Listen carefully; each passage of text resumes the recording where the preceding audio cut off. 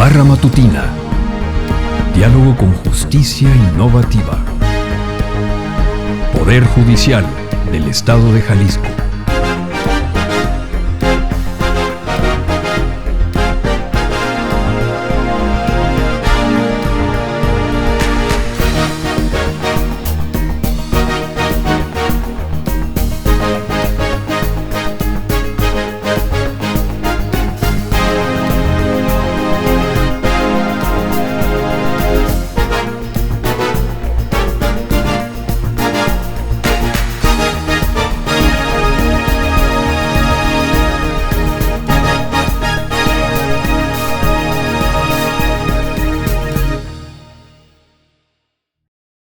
Bienvenidos a la Barra Matutina, Diálogo con Justicia Innovativa, que el Poder Judicial del Estado ha traído para todos ustedes.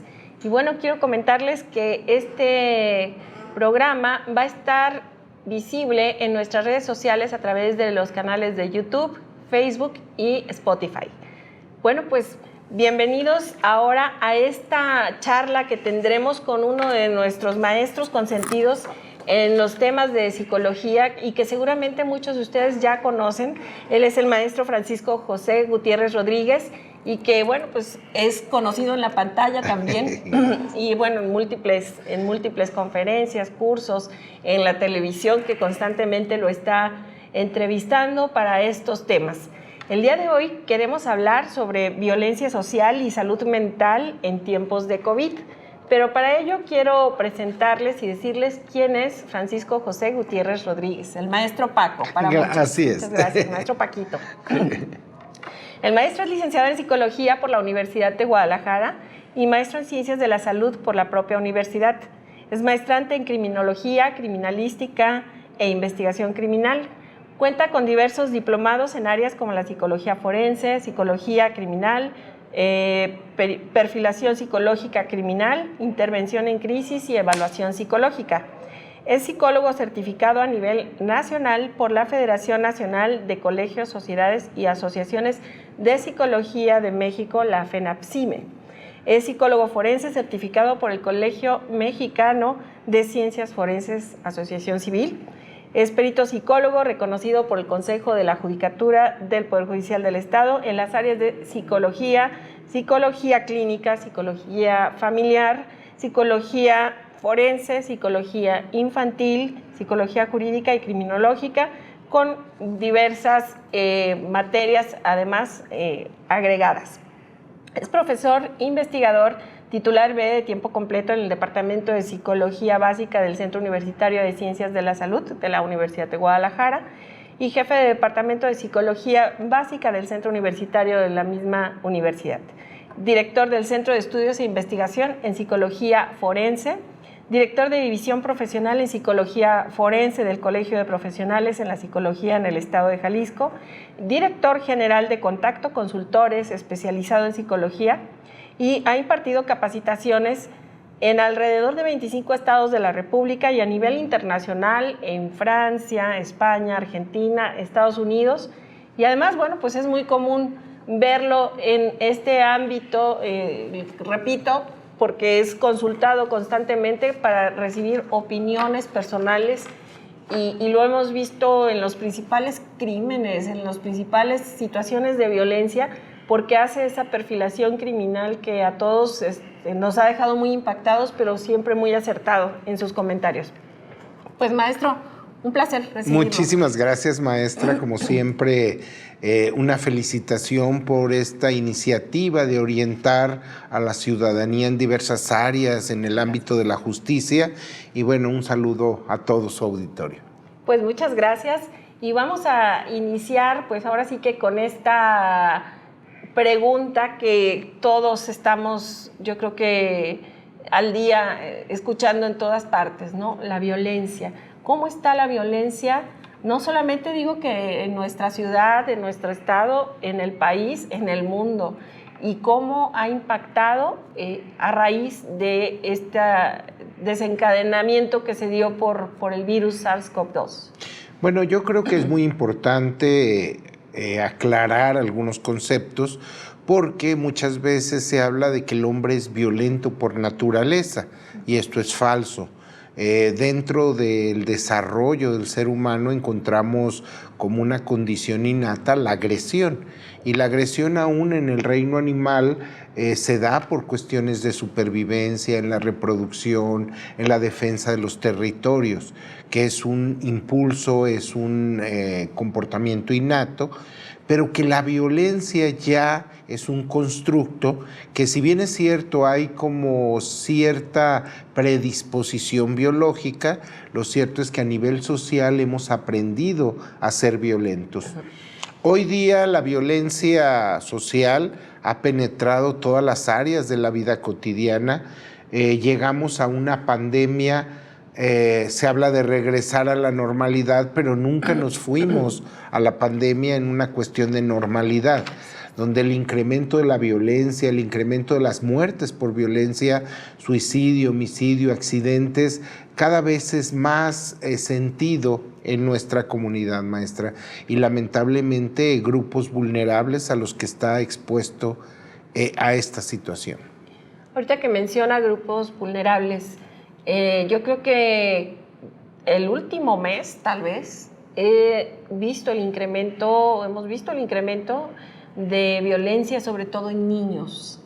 Creo que una cuestión de todas las noticias, de los contenidos noticiosos, se ha elevado en un alto porcentaje. Sí, definitivamente las condiciones que vivimos en la vida cotidiana no favorecen a modelos educativos que puedan ser reparadores, de apoyo, de sostén. Llegamos a una pandemia donde el aislamiento, la pérdida de empleos, las cuestiones de los roles de saturación que, por ejemplo, un padre de familia tenía, ya no solamente las madres en cuestiones de casa, las tareas cotidianas, sino hoy además tenían que acompañar a los hijos a la realización de tareas, verificar que todos tuvieran acceso de manera virtual a sus clases. Los padres que llegaron con no una idea clara del manejo del tiempo libre, ¿qué lo pongo a hacer? Y a veces es estar en el celular, estar en el teléfono, donde no sabemos qué contenido se está consultando, pero como usted dice atinadamente y lamentablemente, la violencia intrafamiliar creció, la violencia contra la mujer, el reporte de agresiones de tipo erótico sexual, y que pues es lamentable que esto ocurra, ¿no? Así es. Y justo aquí también este tema de no tener ese control sobre lo que nuestros hijos o todos los menores a lo que tienen acceso ahora a través de los medios digitales, porque pues están, se supone que recibiendo clases, recibiendo a lo mejor clases extracurriculares, porque ahora también ya las hay, y bueno, me sorprendió ver cómo las reciben a través de estos medios digitales, pero cómo prosperó también la violencia psicológica a través del acoso, del ciberbullying, de todo este tipo de cosas. Hay un incremento enorme. No sé cómo llegan con ustedes al centro universitario para buscar el apoyo y la ayuda. Sí, definitivamente a veces el padre de familia, estoy hablando personas entre la cuarta, quinta década de la vida, ya han renunciado a veces a una actualización de contenidos tecnológicos. Antes un padre de familia prendía la televisión con un control y era el único botón para prenderla. Hoy se ha complejizado porque ya es el sistema de cable, el recuadro, ver programas pasados, y que el padre tiene miedo de desconfigurar o entrar a la computadora, y eso ha provocado que los hijos no tengan un acompañamiento en todos estos contenidos. Yo creo que es muy importante dejar claro que es un gran avance tecnológico. Hoy es una de las competencias que se pide, que el niño tenga acceso a estas nuevas tecnologías, porque ya en el celular, en la computadora, ya no solamente el niño hace tarea, ya no solo convive con los amigos, ve noticias breves, se entera del acontecer, pero también hoy día hay una serie de riesgos que el padre de familia debe de conocer, desde estos personas que engañan, que suplantan identidad, que han recibido nombres en inglés y que, bueno, el texting, mandar por el celular mensajes obscenos, invitaciones, el phishing, que tiene que ver también con un adulto, se hace pasar por un menor, ganando la confianza, buscando material que después es utilizado de forma ilícita, ¿no? Bien. Aquí, ¿cómo está o cómo se encuentra en general la sociedad en cuanto a la salud mental? ¿Qué panorama tienen desde ahí el centro universitario y el área que usted maneja en cuanto a la salud mental en general de la sociedad? Lamentablemente los indicadores no son positivos. La salud mental ha estado en un segundo plano. Ya indicaciones de la Organización Mundial de la Salud hablan de la importancia de que los gobiernos inviertan en salud mental, no solo después de la pandemia, que hay afecciones muy importantes. Pero, por ejemplo, las muertes por violencia, suicidio, homicidio y accidentes se han colocado entre las primeras 10 causas de muerte en la población. En el caso de los suicidios, que 52% de los casos ocurren en jóvenes de 15 a 24 años de edad, y para el estado de Jalisco desde 1997 tenemos casos de suicidios infantiles que han ido creciendo. Después de la pandemia, en niños y en adolescentes los intentos de suicidio crecieron en un 30%, que nos habla de jóvenes que a veces están deprimidos. La pandemia trajo trastornos de ansiedad que se recrudecieron, miedo a salir, las fobias, miedo a las agujas, a las enfermedades, incluso nuevas clasificaciones como la coronafobia, que habla de este miedo a contraer la enfermedad, ¿no? También en materia de salud mental, ya el Consejo Estatal contra las Adicciones en Jalisco ha puesto en evidencia cada vez más, a más temprana edad, el consumo de sustancias en jóvenes, ya no drogas como la nicotina, el alcohol, cannabis, sino drogas de diseño, metanfetaminas, que van afectando la salud mental, ¿no? En cuestiones de homicidio, hemos alcanzado cifras importantes donde ya no solamente es el homicidio, sino los casos de suicidio, binomio suicidio-homicidio. Un padre celotípico mata a la esposa, mata a los hijos y luego piensa en suicidarse, ¿no? Y la forma más extrema de la violencia contra la mujer, los feminicidios, ¿no? Hay otros indicadores que vamos a ir mencionando, los trastornos de ansiedad. La pandemia trajo problemas en la conducta alimentaria que podremos ir desglosando, trastornos del sueño, porque al estar todo el día en casa se alteraron los ciclos de sueño-vigilia, claro, y esto repercutió en insomnios, acostarse tarde, dificultad para reintegrarse a las actividades presenciales.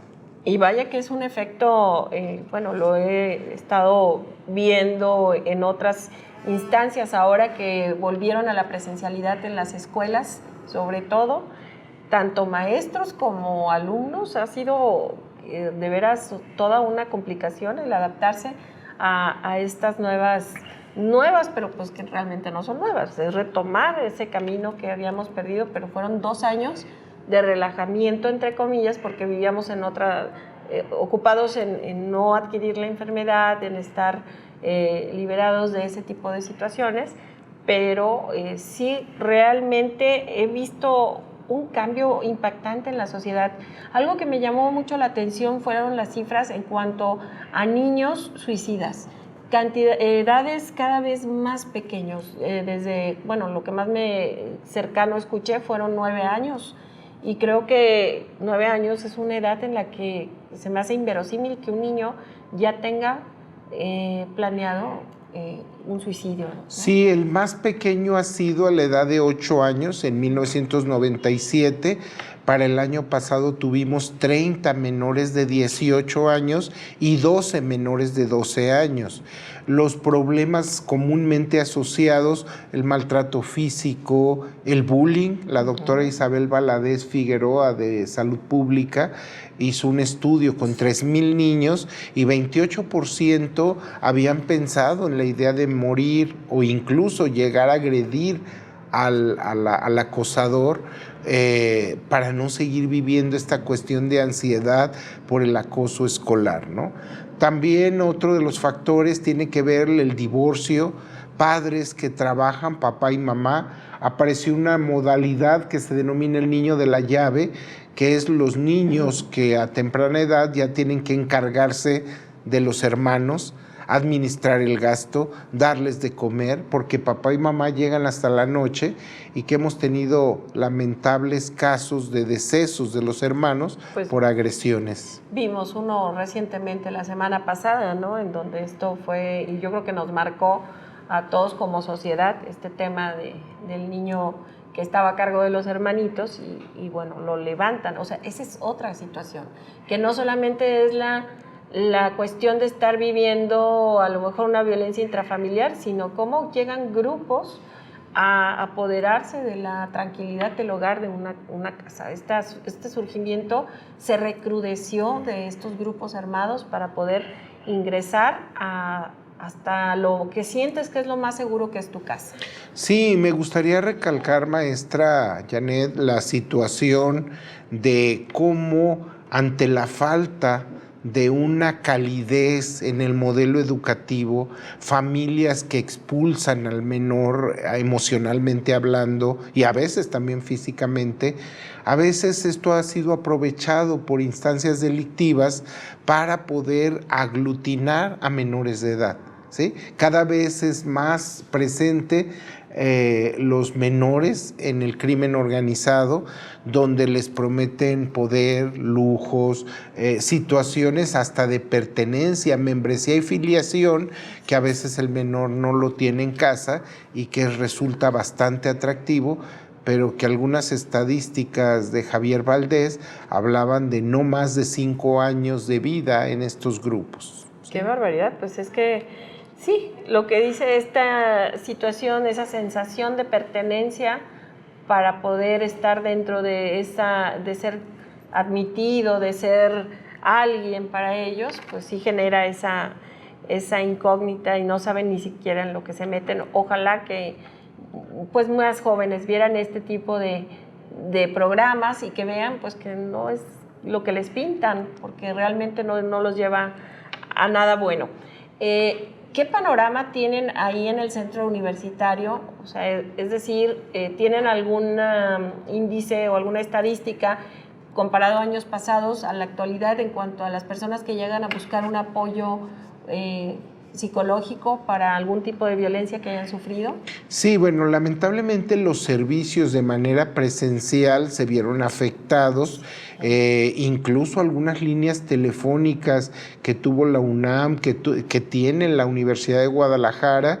La gente de repente todavía tiene un estigma de que ir al psicólogo es para personas que tienen un trastorno psicológico psiquiátrico, sí, no sabiendo que la psicología moderna atiende problemas de la vida cotidiana, peleas familiares, decepciones amorosas, crisis económica, pérdida del empleo, situaciones que van generando a veces procesos de duelo, estas muertes inesperadas que se tuvo en las familias donde no hubo una posibilidad de despedirse, de hacer todos los rituales funerarios que cumplen un elemento importante de significación en las familias.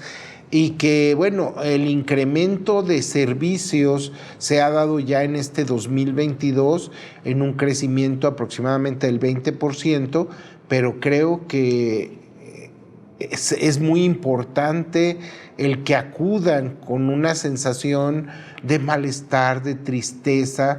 Lamentablemente a veces no se acude Algunas estadísticas de Guillermo Cohen de Govia, un salubrista, hablaba de que una persona puede tardar entre 5 a 7 años en acudir a un tratamiento profesional por depresión, porque la mayoría de la gente es anímate, no pienses en eso, no llores, salte a caminar, lee un libro, que si bien es cierto pueden generar un estado agradable, no sustituye a un tratamiento profesional. Claro, porque en realidad debemos entender que estamos hablando de salud, ¿no? Que es una enfermedad, que realmente habrá que entender que esto que estamos viviendo, pues sí son enfermedades.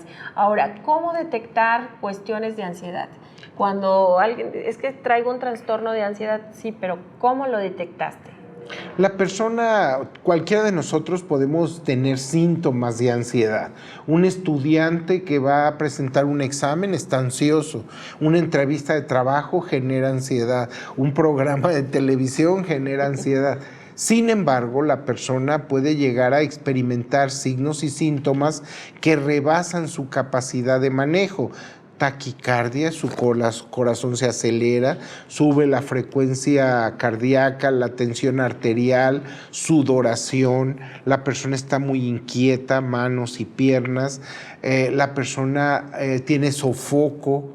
Hubo casos donde la gente confundía los síntomas de COVID con los síntomas de ansiedad. Así es. Porque la ansiedad repercute en todas las áreas, desde los aspectos cognitivos, la memoria, la atención, el aprendizaje, hasta cuestiones comportamentales como estar irritable, aislarse, no dormir, comer compulsivamente, ¿sí? Y que son indicadores de ansiedad. Y un elemento muy importante que manejan los sistemas de clasificación internacional para considerar un síntoma ansioso ya como un trastorno psicológico es que afecta diversas áreas de la vida. En los muchachos, la escuela, la relación de pareja, en la familia, la relación con los hijos, en los adultos mayores que se sienten abandonados. Fue una situación complicada porque en la pandemia, desde las largas filas para las vacunas que vivieron los adultos mayores al inicio, qué bueno que hoy se tienen protocolos totalmente diferentes, pero también adultos mayores que no los visitaban, que no podían surtir su medicamento, que no podían ir a los supermercados a comprar por las limitaciones que había. Incluso, bueno, no voy tan lejos, como el área de peritos, que cada año se abre una convocatoria en la que tienen que acudir a sacar su carta de no antecedentes penales.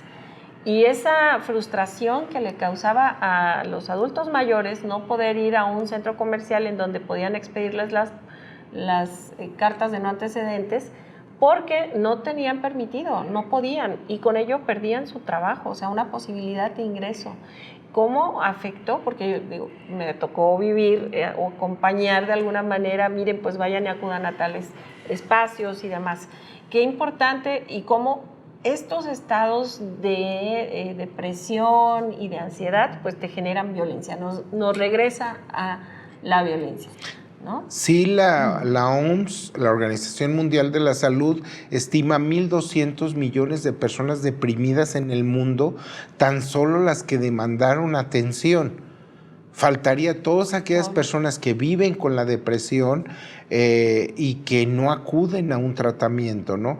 Y bueno, al estar deprimido, no solamente la idea de querer estar solo, se altera el estado de ánimo, puede haber mayores indicadores de violencia, ¿sí? Que también es una forma de manifestar la depresión y que lo vemos en los diferentes indicadores en salud mental, ¿no? Así es.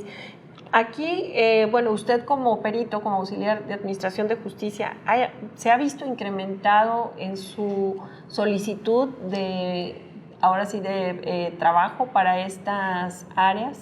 Sí, lamentablemente otra de las áreas que se vio afectada durante la pandemia, que de por sí ya teníamos una cifra negra importante, fueron las agresiones sexuales, ¿no?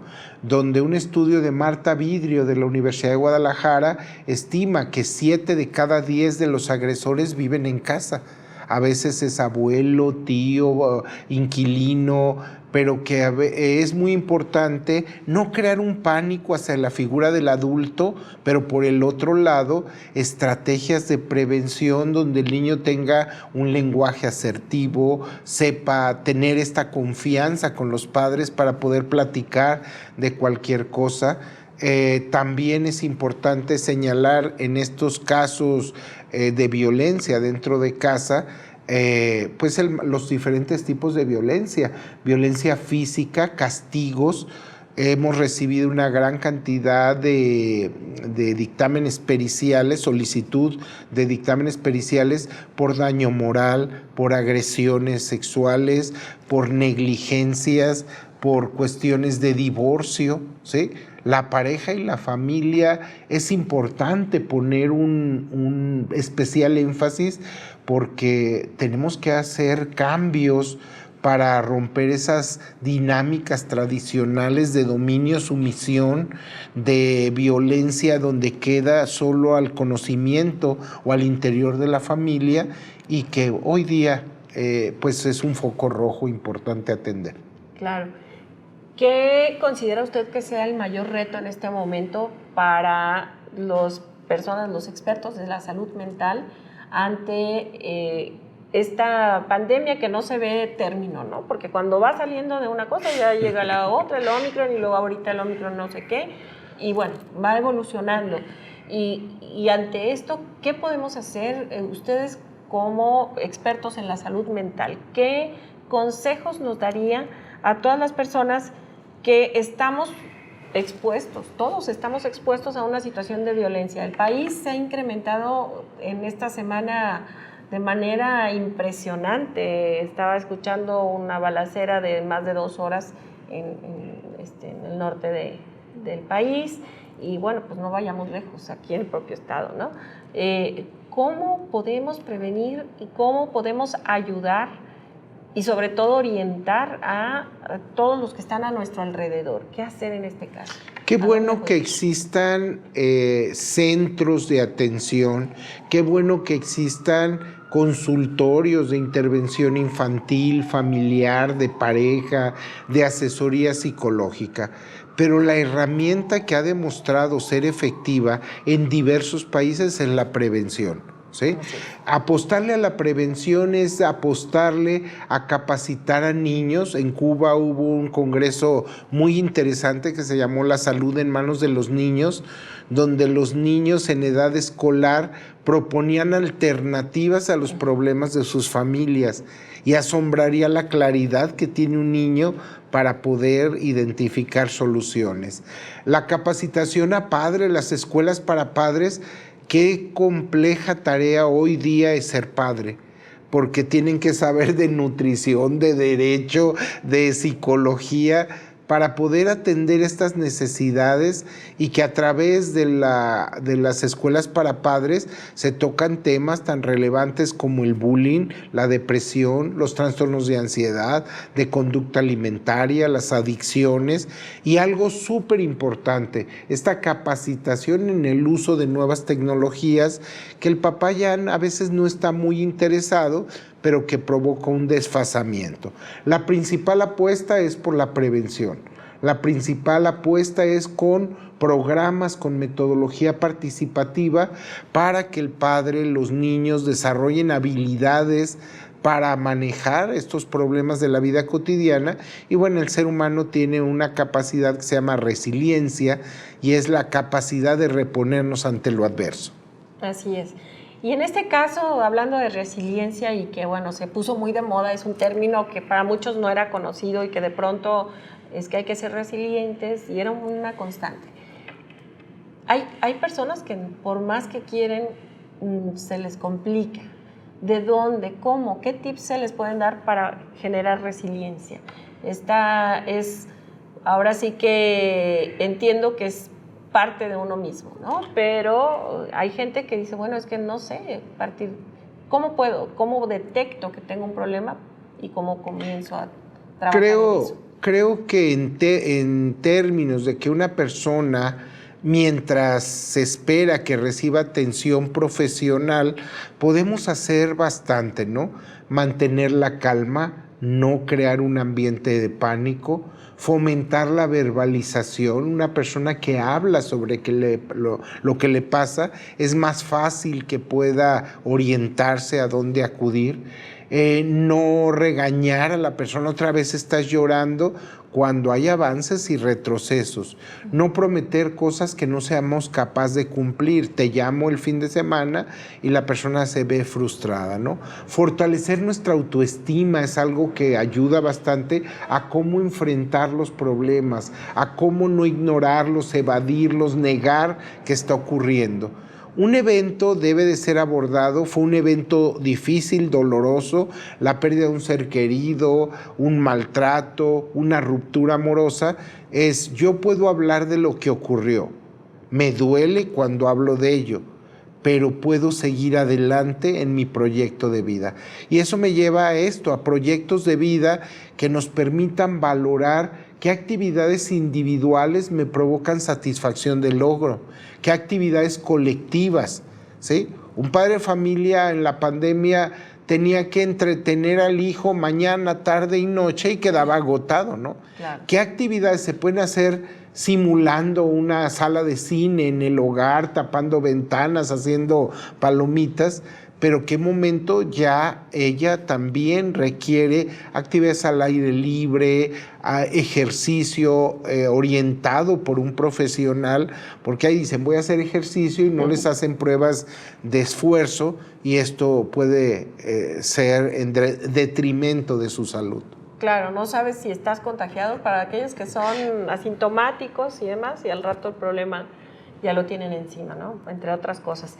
Pues la verdad es que ha sido muy interesante esta charla y a mí me gustaría que nos compartiera si tuvieran alguna línea de atención, qué otras instituciones están dedicadas, a dónde se puede acercar la gente que vive una situación de violencia, pero además que sabe que a lo mejor el vecino o la vecina está, no sé, al borde de un feminicidio que ya es una constante, la golpiza, el grito y salirse del control.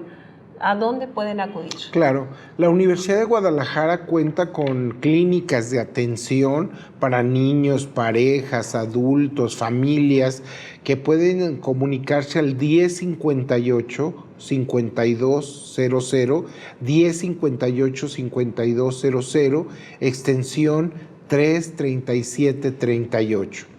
Para aquellas personas que están viviendo una situación de crisis, el gobierno del estado tiene el Instituto Jalisciense de Salud Mental. Si usted no recuerda el teléfono, 075 es una alternativa, el 911 que lo enlaza con el servicio de intervención en crisis, los 365 días del año, las 24 horas del día.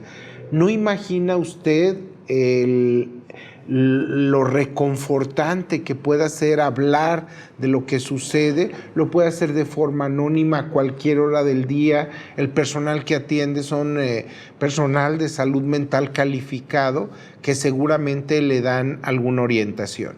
Y está el Centro de Estudios e Investigaciones en Psicología Forense al 1058-5200, extensión 339-45, 46 y 47, donde hay apoyo psicológico a víctimas de delito.